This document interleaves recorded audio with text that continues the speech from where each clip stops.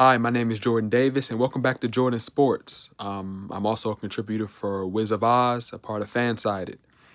And I actually wanted to talk about the Wizards today, kind of addressing the recent reports that AJ Dybantsa's preferred destination is the Utah Jazz.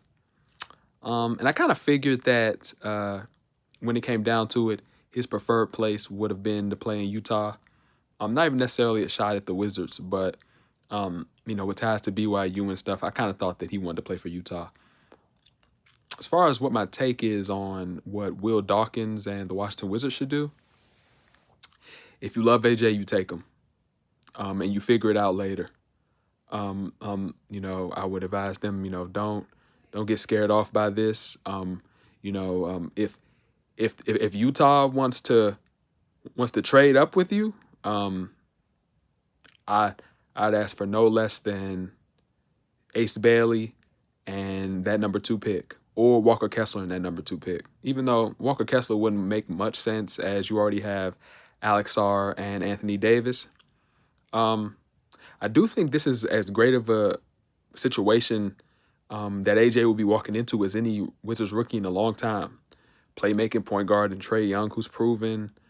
Defensive bigs like, AD, Sarr, great young players to learn beside and develop with, like the aforementioned Sarr again, and Keyshawn George, who another great young wing, and Bub Carrington and the 6th overall pick last year, Trey Johnson, and Will Riley, who was awesome late last year.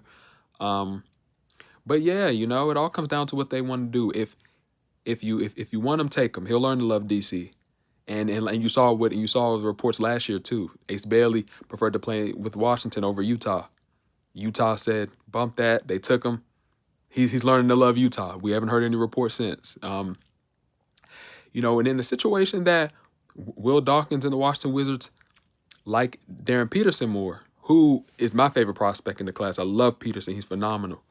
But if that's the situation for the Wizards, you do not take him number 1. I think you go the Danny Ainge method, pull a Danny Ainge on Danny Ainge, and go the method that he did in the 2017 draft. He knew the 76ers wanted Markelle Fultz. He wanted Jason Tatum. He didn't take Tatum first overall. He made the Sixers think he was, so that they could trade up and give up more so that his guy would still be there at 3. That's what you do if you're the Washington Wizards.